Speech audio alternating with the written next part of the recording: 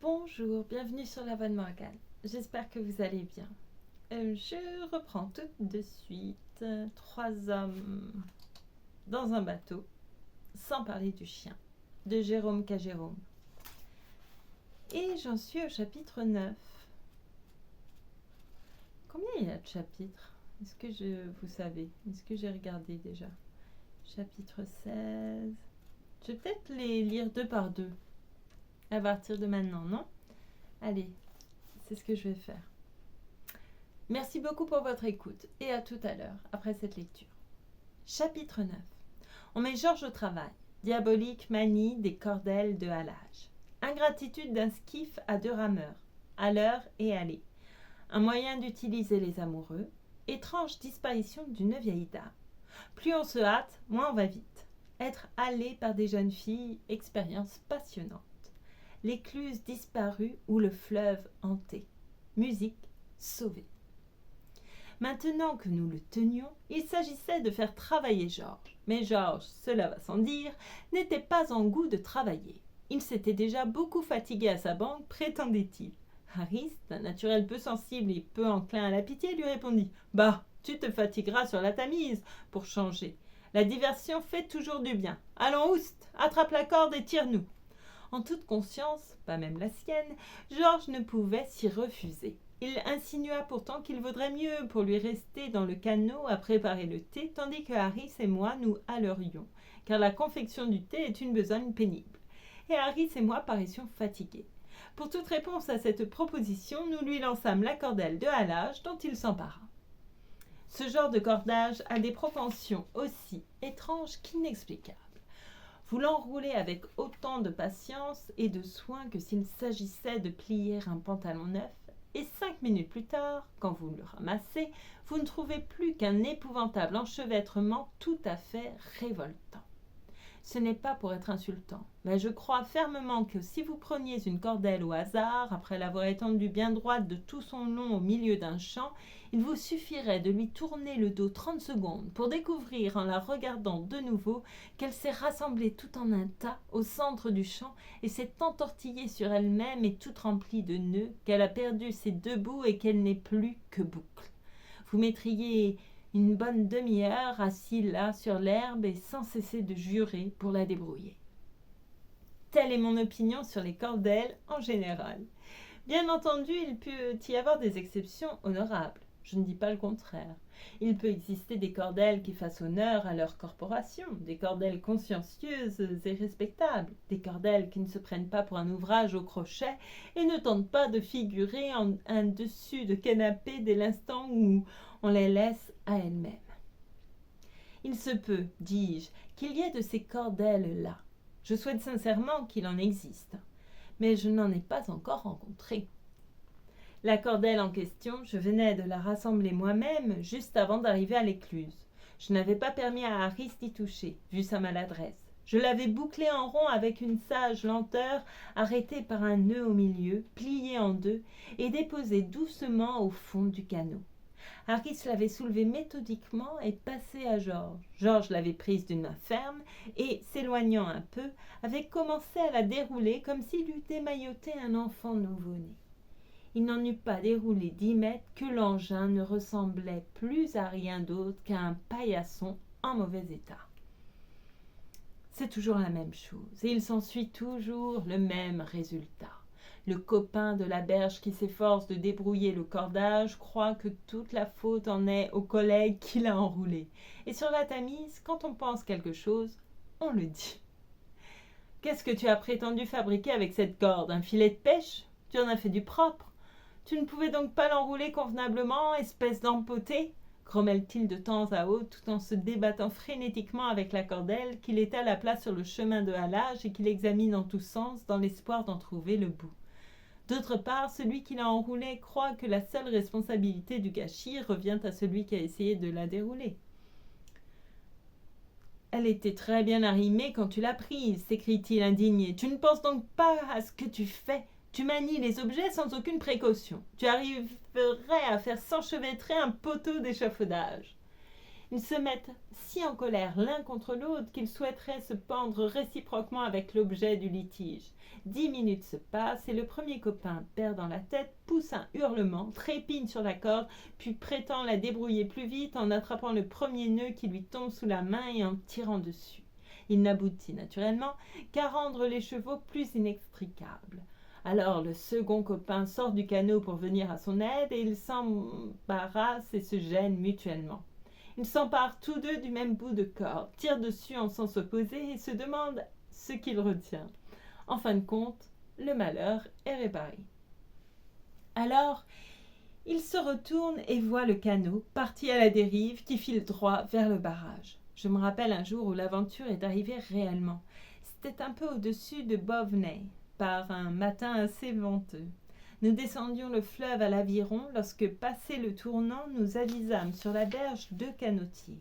Ils s'entre-regardaient avec une expression de stupeur et de désolation telle que je n'en ai jamais vue avant ni depuis sur d'autres physionomies humaines. Ils tenaient par les 2 bouts une longue cordelle de halage. Comprenant qu'il leur était arrivé un accident, nous stoppons pour demander aux confrères ce qui leur arrive. « C'est notre canot qui a fichu le camp !» répondent-ils d'un air furieux. Nous venions enfin de débrouiller la corde et, le temps de nous retourner, il avait disparu. Ils semblaient offensés de cette fugue, qu'ils regardaient évidemment comme un trait de basse ingratitude de la part de leur canot. Nous rattrapâmes le fugitif arrêté dans les roseaux 800 mètres plus loin en aval et le ramenâmes à ses propriétaires. Je parie bien qu'ils l'ont surveillé de près pendant au moins 8 jours. Je n'oublierai jamais le tableau de ces 2 canotiers arpentant la berge avec leurs cordes et cherchant en vain leur bateau. Le halage sur la haute Tamise vous fait assister à bon nombre d'incidents drôlatiques. L'un des plus fréquents est le spectacle d'une paire de haleurs s'avançant d'un bon pas, plongés dans une discussion animée, tandis que le collègue resté dans le canot à 100 mètres derrière eux leur braille en vain d'arrêter et fait avec un aviron de frénétiques signaux de détresse. Il a eu un accident. Le gouvernail s'est détaché, ou la gaffe a filé par-dessus bord, ou son chapeau est tombé à l'eau et s'enfuit avec le courant. Il leur crie d'arrêter, très aimable et poli d'abord. « Oh, halte, 1 minute, s'il vous plaît !» lance-t-il gaiement. « J'ai laissé tomber mon chapeau. » Puis « Hé là, Tom, Dick, vous ne m'entendez donc pas ?»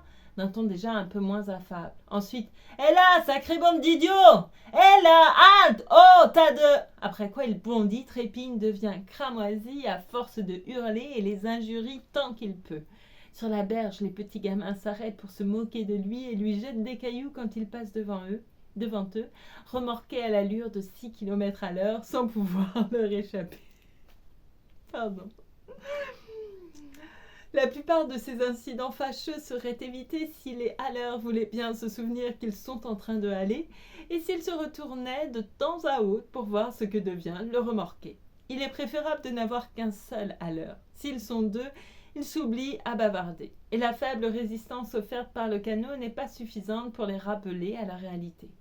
Comme exemple du total oubli de leur besogne où peuvent en arriver parfois 2 à l'heure, Georges nous raconta, plus tard dans la soirée, alors que nous causions de ce sujet après le souper, une bien curieuse anecdote.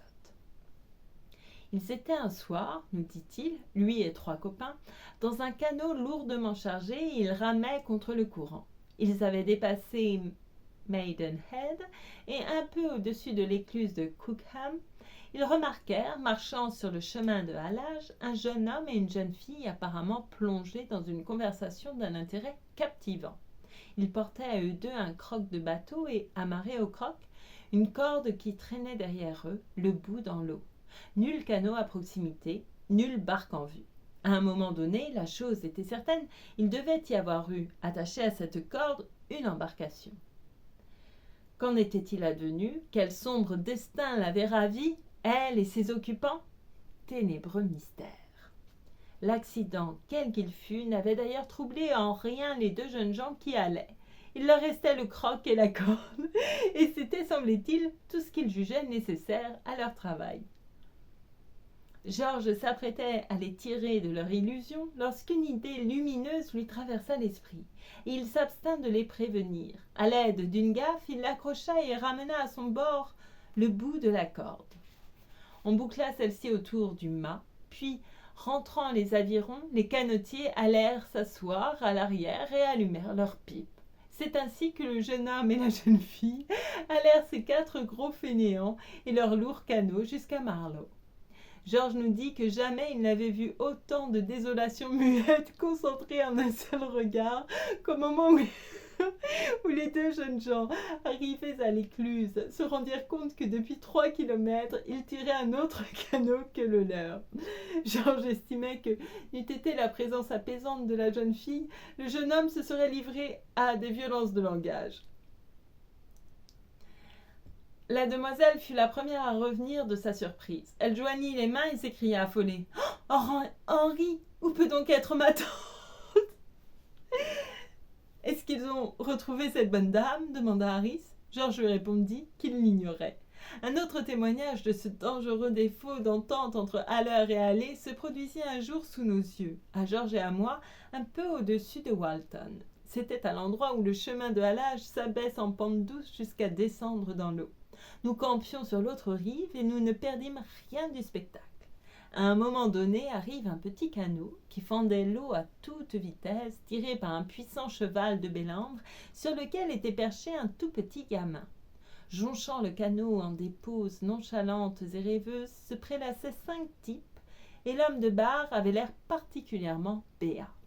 « J'aimerais le voir se tromper de direction, murmura Georges comme il passait. Et à cet instant même, voilà le barreur qui se trompe, et le canot s'élance sur le plan incliné, le remontant avec un bruit pareil à la déchirure de 40 000 chemises de toile. 2 hommes, une bourriche et 3 avirons quittèrent à la fois le canot par bâbord et s'étalèrent sur la berge. Et 1 seconde et demie plus tard, 2 autres hommes se déversaient de tribord et s'affolaient au milieu de grappins, voiles, sacs de voyage et bouteilles. Le 5e occupant débarqua 20 mètres plus loin, sur la tête. Allégé par ce délestage, le canot repartit de plus belle, et le petit gamin, criant à tue-tête, lança son coursier au galop. Les types, redressés sur leur séant, s'entre-regardaient avec stupeur. Ils mirent plusieurs secondes à comprendre ce qui leur était arrivé, et alors, de toute leur force, ils crièrent au petit gamin d'arrêter. Mais celui-ci était trop occupé de son cheval pour les entendre. Nous les vîmes s'élancer à sa poursuite, et ils disparurent à nos yeux. Je ne fus pas fâché, je l'avoue, de leur mésaventure. Loin de là. Je souhaiterais voir pareille tribulation arriver à tous les jeunes imbéciles qui se font haler de la sorte. Et ils sont nombreux. Indépendamment de leur risque personnel, ils constituent un danger et une gêne pour tout autre canot qu'ils rencontrent. À l'allure où ils vont, il leur est impossible de se garer des autres, et aux autres de se garer d'eux. Leur corde se prend dans votre mât et vous fait chavirer, ou bien elle heurte quelqu'un à bord et l'envoie à l'eau, ou lui balafre la figure. Le meilleur procédé à employer avec eux est de ne pas broncher et de se tenir prêt à les repousser avec le gros bout d'un mât. De toutes les aventures ayant trait au halage, la plus délectable est d'être remorqué par des demoiselles. C'est une sensation qu'il faut avoir connue. Le halage existe toujours 3 demoiselles. 2 tiennent la mare et l'autre court de côté et d'autre en poussant de petits rires. Elles commencent d'ordinaire par s'empêtrer dans la corde. Elles se sont pris les jambes dedans et sont obligées de s'asseoir au bord du chemin pour se délivrer l'une l'autre. Puis c'est autour de leur cou qu'elles l'enroulent au risque de s'étrangler. La corde en place pour finir, elles démarrent bride abattue, entraînant le canot à une allure positivement périlleuse. Au bout de 100 mètres, elles sont bien entendu essoufflées, s'arrêtent subitement et toutes 3 s'asseyent sur l'herbe en riant, tandis que votre bateau dérive en plein courant où il se met à tournoyer avant que vous ayez eu le loisir de vous reconnaître et d'empoigner un aviron. Alors elles se relèvent, toutes surprises. « Oh, regardez, disent-elles, le canot qui est parti là-bas au milieu !» Après cela, elles tirent comme il faut durant quelques minutes, mais bientôt l'une d'elles s'avise tout à coup qu'il lui faut épingler sa jupe. Elles font halte à cette intention, et voilà le canot échoué. Vous vous levez d'un bond pour le pousser loin du bord et vous leur criez de ne pas s'arrêter. « Hein, qu'est-ce qu'il y a ?» réplique-t-elle. « Ne plus vous arrêter !» hurlez-vous. « Ne plus quoi ?»« Ne plus vous arrêter. Avancez, avancez !» « Retourne donc, Émilie, va voir ce qu'ils veulent, dit l'une. Et Émilie revient demander ce qu'il y a. « Qu'est-ce que vous désirez ?» fait-elle. « Il est arrivé quelque chose ?»« Non, répondez-vous, tout va bien, mais avancez toujours, il ne faut pas vous arrêter. » Pourquoi ça? Parce que nous ne pouvons plus gouverner si vous vous arrêtez. Il faut que le canot garde toujours un peu d'air. Qu'il garde un peu de quoi? Un peu d'air, de l'élan. Il vous faut maintenir le canot en marche. Ah, très bien, je vais leur répéter. Est-ce que nous nous en tirons comme il faut? Oui, oui, parfaitement, mais surtout n'arrêtez plus. Ce n'est pas difficile du tout de haler. Je croyais que c'était bien plus dur. Oh non, c'est fort simple, il suffit de ne pas s'arrêter. Je comprends. Passez-moi donc mon châle rouge qui est sous le coussin. Vous dénichez le châle et le lui tendez. Mais en voilà une autre qui est revenue en arrière pour réclamer le sien aussi, et elles prennent à tout hasard celui de Mary, laquelle n'en veut pas, et elle le rapporte et demande en échange un peigne de poche. Il se passe bien 20 minutes avant qu'elle se remette en route. Au premier tournant, elle voit une vache et il vous faut quitter le canot pour chasser la bête de leur chemin. On n'a pas le temps de s'ennuyer dans un bateau quand ce sont des jeunes filles qui le halent. Georges cependant finit par mettre sa cordelle en place et nous tira consciencieusement jusqu'à l'écluse de Penton. Là, nous examinâmes l'importante question du campement. Nous avions décidé de coucher à bord cette nuit-là, et il nous fallait ou bien nous amarrer dans ces environs, ou bien continuer jusqu'à Prestaines. Mais il était trop tôt pour songer à s'arrêter, car le soleil était encore haut dans le ciel. Nous décidâmes de gagner à 5 kilomètres Runnymede, où des bois paisibles en bordure du fleuve offrent un bon abri. Par la suite, néanmoins, nous regrettâmes tous de n'avoir pas fait halte à Penton Hook. 5 ou 6 kilomètres à contre-courant, ce n'est rien au début de la matinée, mais c'est un coup d'aviron plutôt pénible à la fin d'une longue journée. Durant ces quelques derniers kilomètres, on ne prend plus aucun intérêt au paysage. Fini de bavarder et de rire, chaque demi-kilomètre que l'on parcourt semble long comme deux tout entiers. Vous avez peine à croire que vous en êtes seulement là et vous êtes persuadé que la carte doit se tromper. Quand vous avez trimé sur une distance qui vous paraît d'au moins 15 kilomètres et que l'écluse n'est toujours pas en vue, vous commencez à craindre sérieusement que quelqu'un l'ait chippé et se soit enfui avec. Je me rappelle une fois sur la Tamise où j'ai été terriblement renversée, au sens métaphorique, 100 ans. J'étais en canot avec une jeune demoiselle, ma cousine du côté maternel, et nous descendions à l'aviron vers Goring. Il se faisait tard et nous avions hâte, elle du moins, d'arriver. Il était 6h30 quand nous passâmes l'écluse de Benson. Le soir commençait à venir et ma compagne s'inquiétait. Elle déclara qu'il lui fallait absolument être rentrée pour souper. Je lui affirmai que j'en avais également bien envie, et je tirai de ma poche une carte pour voir à quelle distance exactement nous étions. Je vis que nous avions juste 2 kilomètres à faire pour atteindre la prochaine écluse, Wallingford, et encore 8 de là jusqu'à Cleves. « Oh, tout va bien, dis-je, nous aurons passé la prochaine écluse avant 7 heures, et après il n'en reste plus qu'une. » Et je me mis à ramer vigoureusement. Peu après avoir dépassé le pont, je demandai à ma compagne si elle voyait l'écluse. Non, elle ne voyait aucune écluse. Je me contentais de faire « Ah !» et de pousser de l'avant.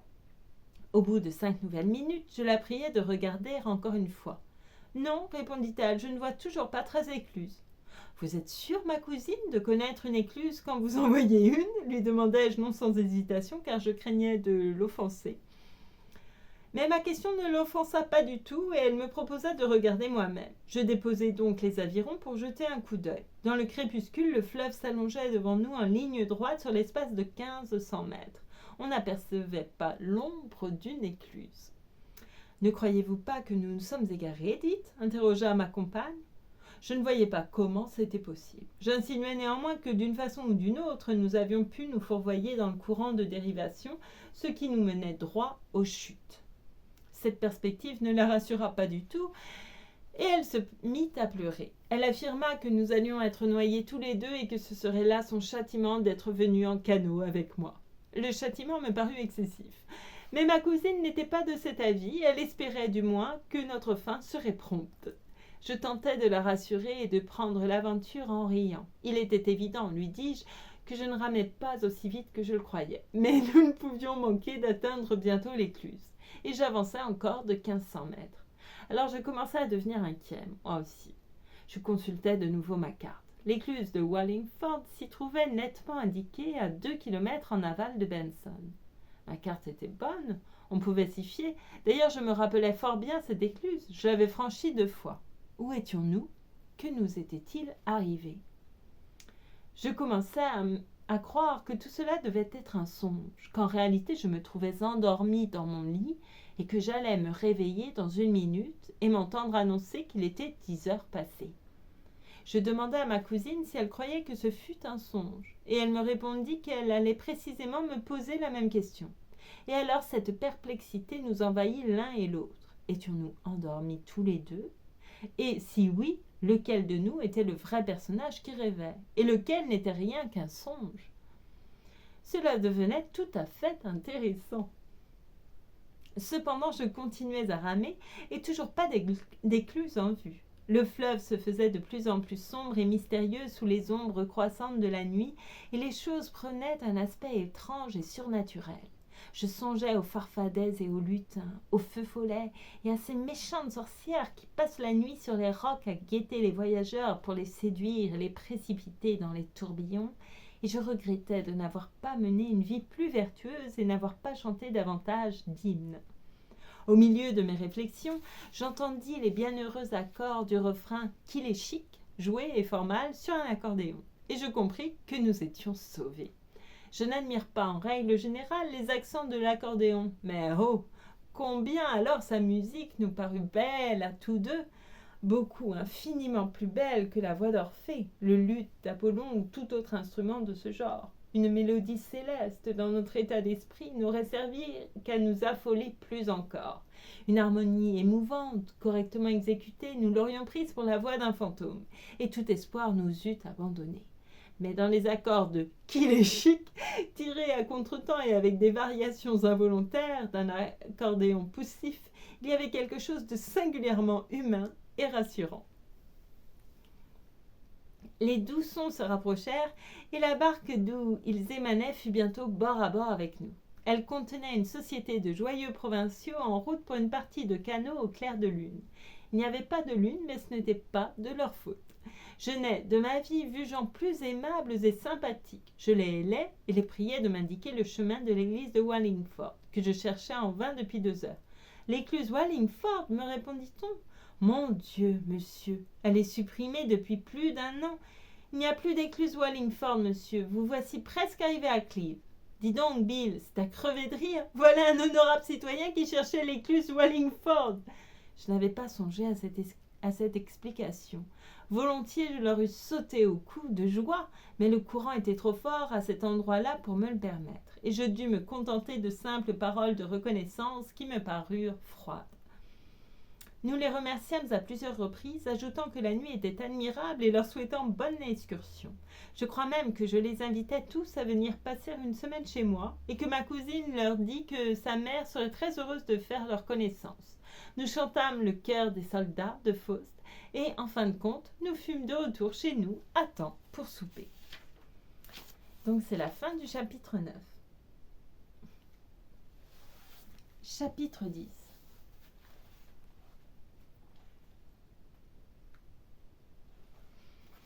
Notre première nuit.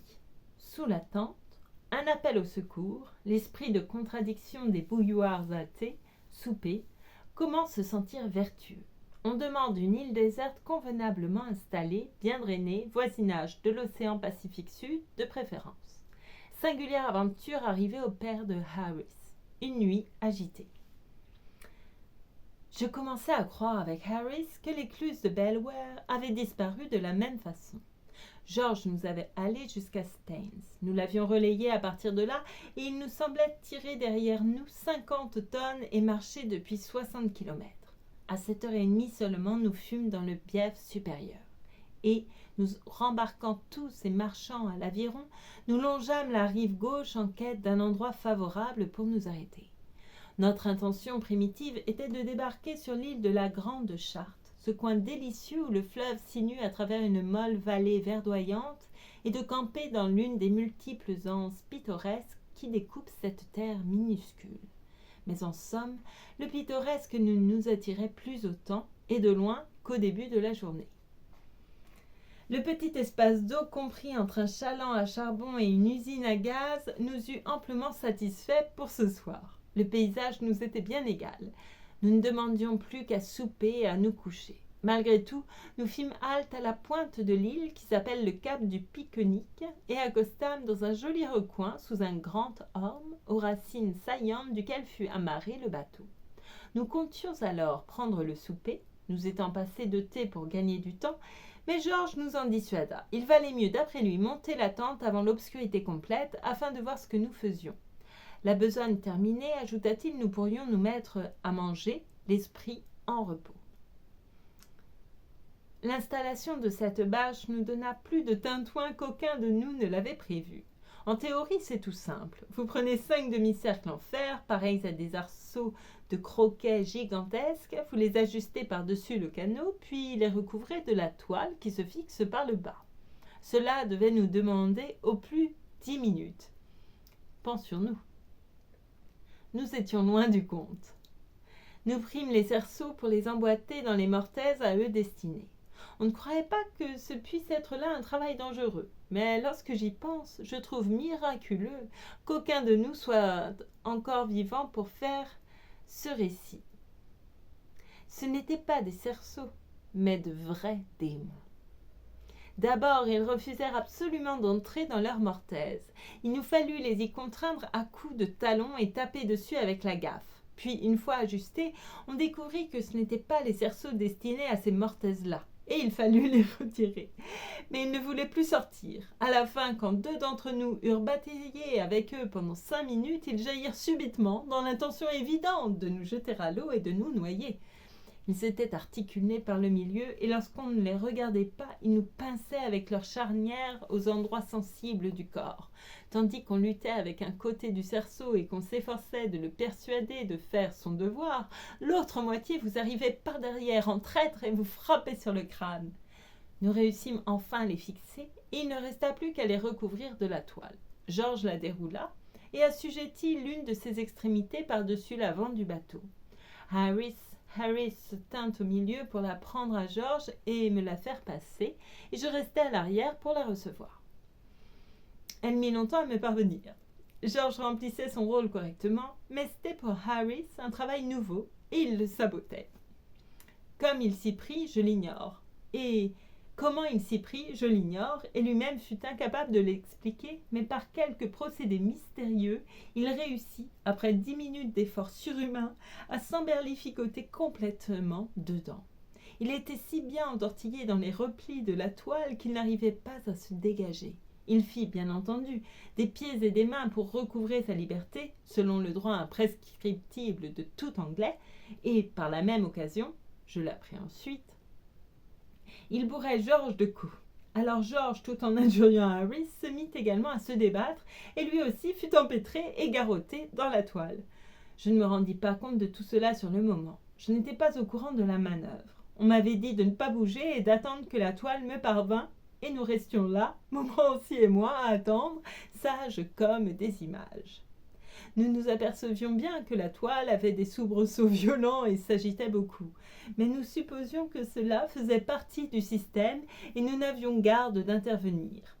Beaucoup de gros mots étouffés nous arrivaient aussi de dessous la bâche, mais nous figurant que les copains trouvaient simplement l'ouvrage un peu difficile, nous résolûmes d'attendre pour nous emmêler que les choses eussent pris une allure un peu plus aisée. Nous attendîmes quelque temps, et les complications ne faisaient que croître. À la fin, la tête de Georges se dégagea en se tortillant, parut au-dessus du bordage et parla. Elle dit « Donne-nous donc un coup de main, espèce de... Donne-nous donc un coup de main, espèce de crétin. Pardon. Tu restes là comme un empaillé alors que nous sommes en train d'étouffer. Tu le vois bien, andouille ?» Je n'ai jamais su résister à un appel au secours. J'allais donc les dégager. Il n'était que temps, d'ailleurs, car Harris avait déjà la figure toute bleue. Il nous fallut encore une demi-heure de travail acharné pour mettre la bâche en ordre, après quoi on déblaya le plancher et on passa au souper. La bouilloire mise à chauffer tout à l'avant du canot, nous nous retirâmes à l'arrière en faisant semblant de ne pas la regarder et de nous occuper à sortir les autres accessoires. Tel est, sur la Tamise, le seul moyen d'obtenir qu'une bouilloire consente à bouillir. Si elle voit que vous attendez sa bonne volonté avec impatience, elle refusera de chanter. Il vous faut vous éloigner et entamer votre repas, comme si vous n'alliez pas prendre le thé. Il ne faut même pas vous retourner vers elle. Alors vous l'entendrez bientôt bouillir à gros bouillon, folle d'envie de se transformer en thé. C'est également une bonne méthode, si vous êtes très pressé, de vous dire les uns aux autres en parlant très haut que vous n'avez pas besoin de thé et que vous n'allez pas en faire. Vous vous rapprochez de la bouilloire de façon qu'elle puisse vous entendre et vous lancez très haut. « Moi, je ne veux pas de thé. Et toi, Georges ?» À quoi Georges répond de même. « Oh non, moi, je n'aime pas le thé. Prenons plutôt de la limonade. Le thé est trop indigeste. » À l'instant, la bouilloire déborde et éteint le réchaud.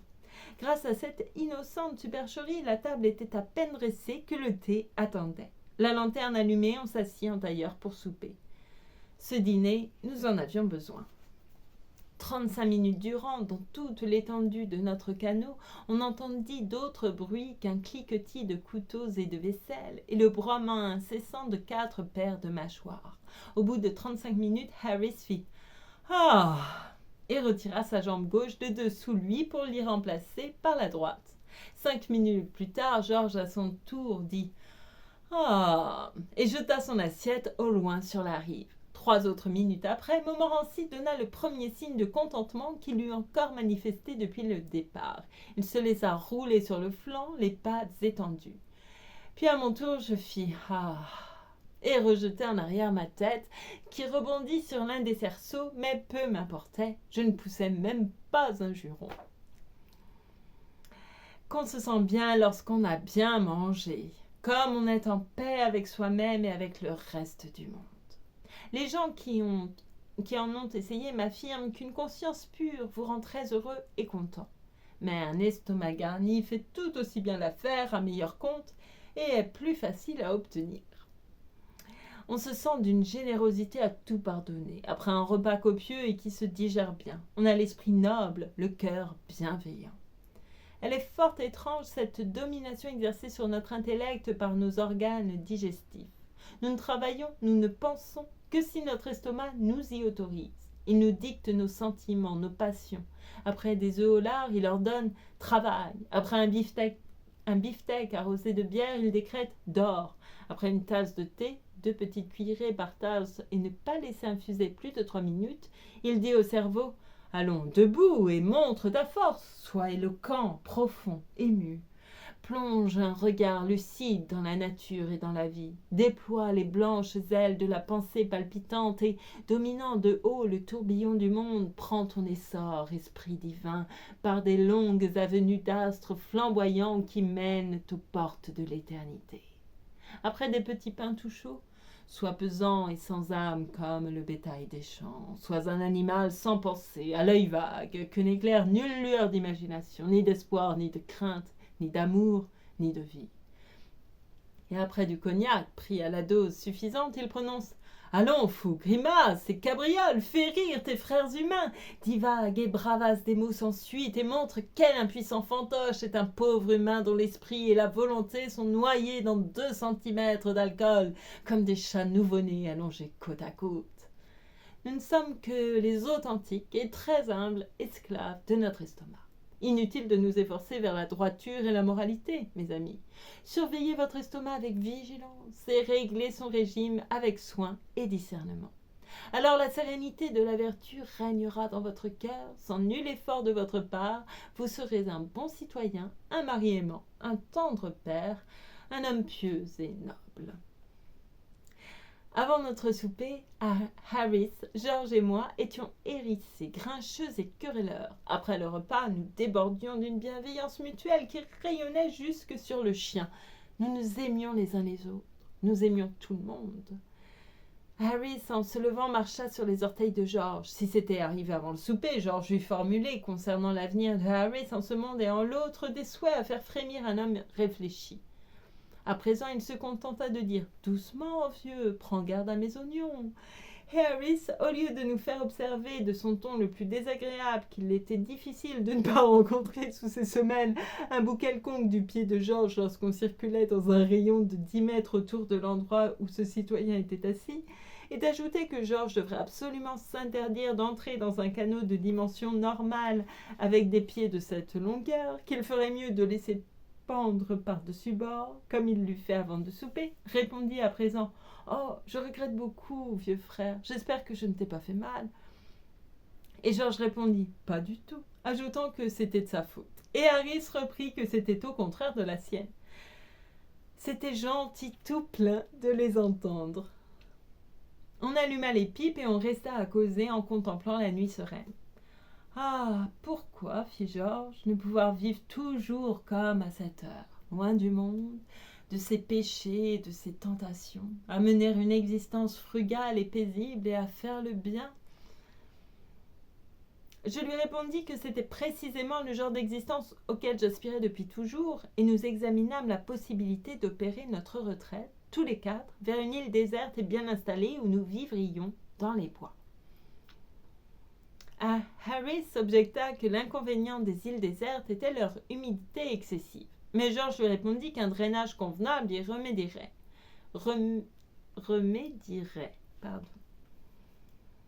Nous abordâmes la question du drainage, et ce sujet fit ressouvenir Georges d'une très bizarre aventure arrivée jadis à son père.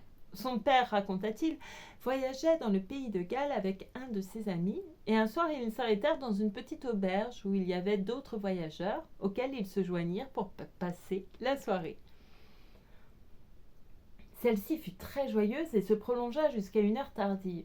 Lorsqu'ils allèrent se mettre au lit, le père de Georges, lequel père était alors un tout jeune homme, et son ami étaient l'un et l'autre fort gais. Ils devaient coucher dans la même chambre, mais dans des lits différents. Ils prirent leurs chandelles et montèrent. Quand ils entrèrent dans la chandelle alla donner contre le mur et s'éteignit. Il leur fallut se déshabiller et chercher leurs lits à tâtons. Mais au lieu de se mettre dans des lits différents, comme ils croyaient le faire, tous deux, sans le savoir, grimpèrent dans le même, l'un ayant la tête au chevet et l'autre s'y glissant du côté opposé en reposant les pieds sur le traversin.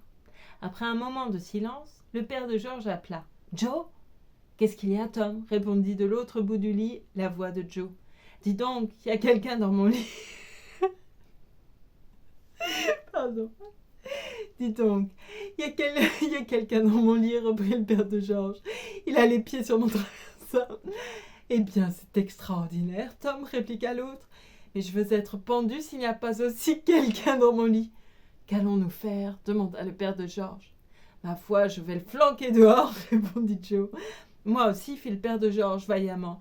Il y eut une brève lutte, deux corps lourds s'abattirent sur le parquet, une voix dolente prononça. « Hé, Tom !»« Quoi ? Tu as réussi ? » « Eh bien, pour t'avouer la vérité, c'est mon homme qui m'a flanqué dehors, moi. Le mien aussi. Dis donc, je n'aime pas beaucoup cette auberge. Et toi ? » « Comment s'appelait cette auberge ? demanda Harris. « Le cochon et le sifflet, » répondit Georges. « Pourquoi ? » ?»« Ah, non. Alors ce n'est pas la même, reprit Harris. « Que veux-tu dire ? » ?»« C'est très curieux, murmura Harris. Mais la même aventure exactement est arrivée à mon propre père, dans une auberge de campagne. Je lui ai entendu maintes fois raconter l'histoire. Je croyais que peut-être il s'agissait de la même auberge. Ce soir-là, nous nous couchâmes à 10 heures. Me trouvant fatiguée, je m'attendais à bien dormir, mais pas du tout. En règle générale, je me déshabille et pose la tête sur l'oreiller. Ensuite, on frappe à ma porte et on me prévient qu'il est 8h30.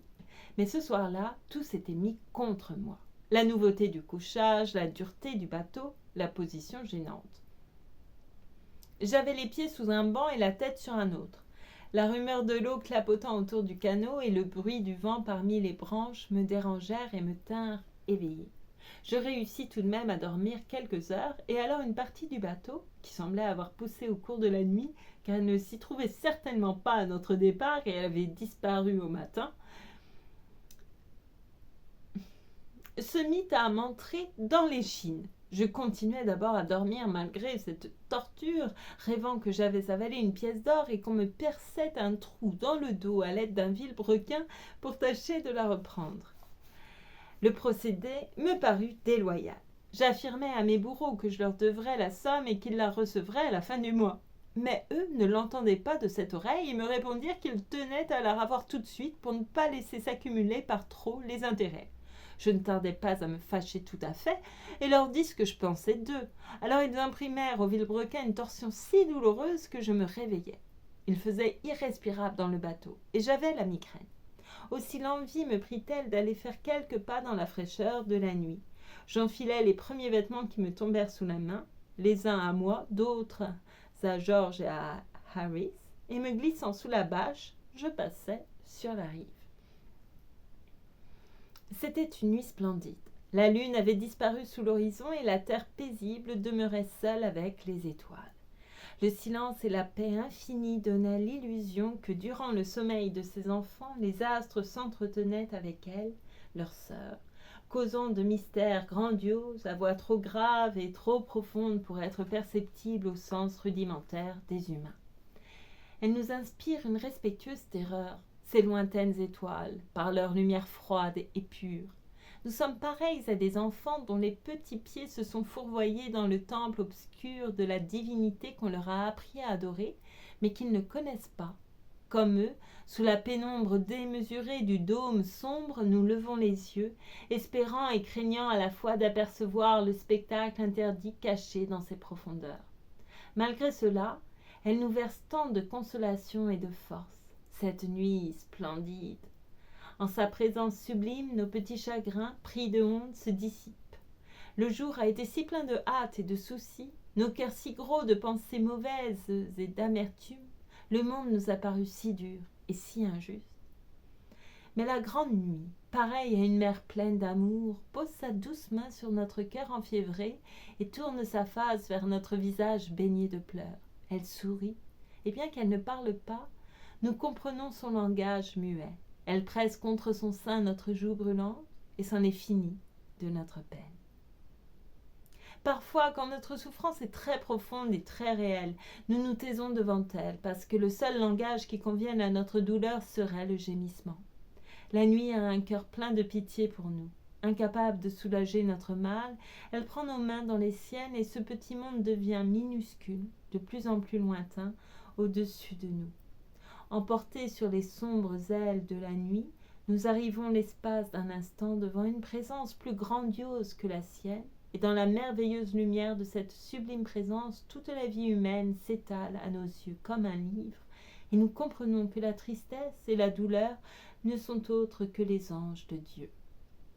À ceux-là seuls qui ont porté la couronne de la souffrance, il est donné de contempler cette merveilleuse lumière. Mais lorsqu'ils redescendent d'ici-bas, il ne leur est pas permis de la décrire, ni de révéler le mystère qu'ils ont pénétré. Il y avait une fois, au temps jadis, une troupe de bons chevaliers qui traversaient à cheval un pays lointain, et leur route s'enfonça dans une épaisse forêt où des buissons épineux, très denses, déchiraient de leurs rameaux aigus la chair de ceux qui s'y égaraient.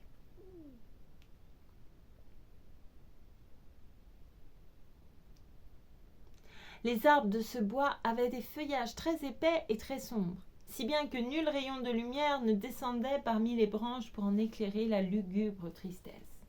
Comme ces chevaliers passaient par cette sombre forêt, l'un d'eux, s'éloignant de ses compagnons, s'égara et ne les retrouva plus. Et eux, fort attristés, continuèrent sans lui leur chevauchée, le pleurant comme mort.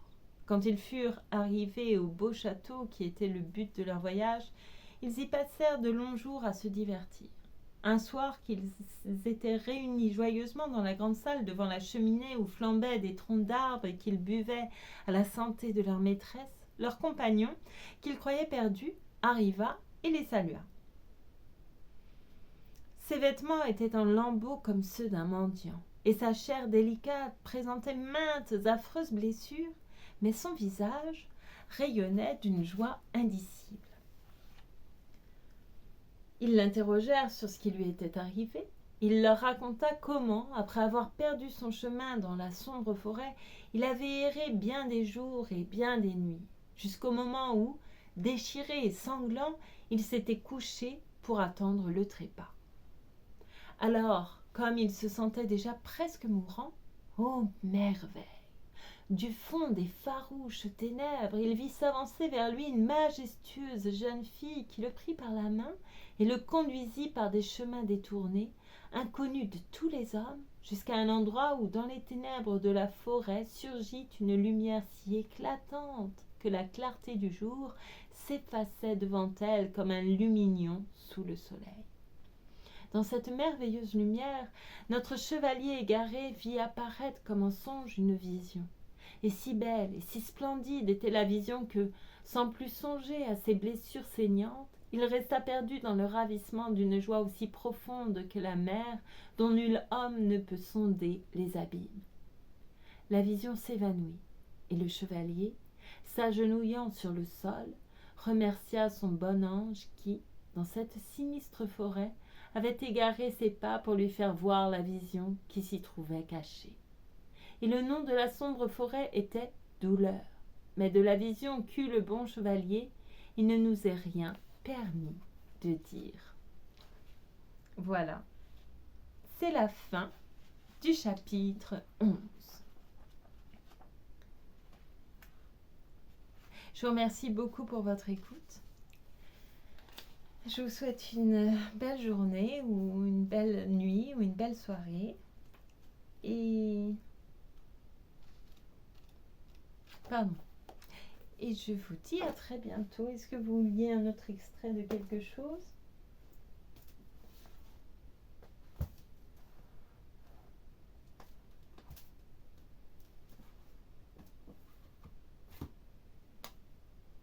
Non.